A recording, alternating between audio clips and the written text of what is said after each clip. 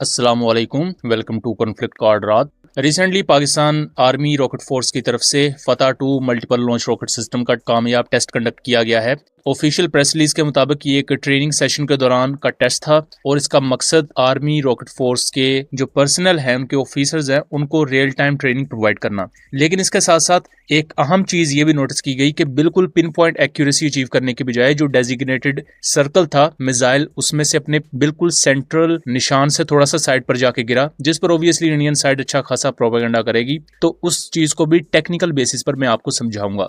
सबसे पहले मैं ये बता दूं कि फतह 2 मिसाइल सिस्टम का ये थर्ड टेस्ट है। सबसे पहला टेस्ट 27 दिसंबर 2023 को किया गया था और फिर उसके बाद दूसरा टेस्ट 15 मई 2024 को किया गया था और जून से जुलाई के दरमियान पाकिस्तान आर्मी में इसे इंडक्ट कर दिया गया था 2024 में।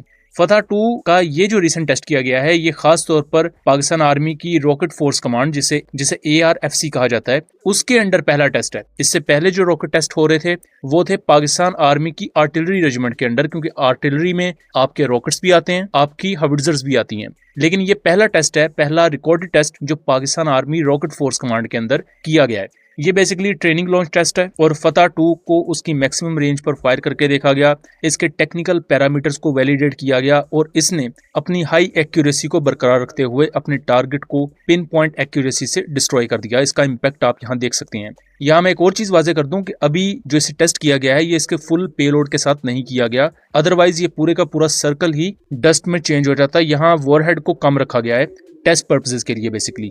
अब फतह 2 की जो मैक्सिमम रेंज है ये 400 किलोमीटर है। मई 2025 में जो पाकिस्तान और इंडिया के क्लैशेस हुए थे तो फतह 4 के कुछ मिसाइल्स इंडिया की मुख्तलिफ एयर बेसिस पर मारे गए थे और फतह 2 को लेकर जो एस्टिमेट है पाकिस्तान मिलिट्री से रिलेटेड सोर्सेज का, वो ये था कि इसने 100% इम्पैक्ट अपना अचीव किया था। फतह 1 में से कुछ रॉकेट्स को इंडिया ने इंटरसेप्ट किया था, बाकी जाके अपने टारगेट्स पर लगे थे, जबकि फतह 2 के 8 से 10 राउंड्स फायर किए गए थे मैक्सिमम और तमाम के तमाम इंडिया के मुख्तलिफ जो मिलिट्री इंस्टॉलेशंस थे वहां हिट करने में कामयाब रहे थे।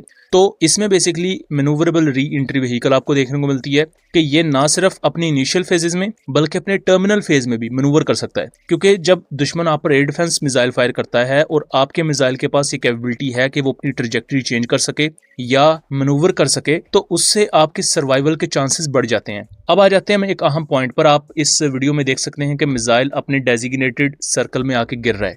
ये बिल्कुल जो सेंट्रल निशान है उस पर नहीं लग रहा, बल्कि उसी सर्कल में ही बिल्कुल सेंट्रल पॉइंट से थोड़ा सा साइड पर जाके गिर रहा है। अब इंडियन साइड इस पर करेगी प्रोपेगेंडा कि देखो जी ये तो अपना टारगेट मिस कर गया। तो बेसिकली ये पूरा सर्कल ही इसका वो डेजिग्नेटेड टारगेट है और सेंट्रल पॉइंट होता है सर्कुलर एरर प्रोबेबिलिटी। बुनियादी तौर पर मिसाइल्स में सर्कुलर एरर प्रोबेबिलिटी देखी जाती है कि एक मिसाइल है उसकी 5 मीटर सर्कुलर एरर प्रोबेबिलिटी है, किसी की 3 मीटर होती है।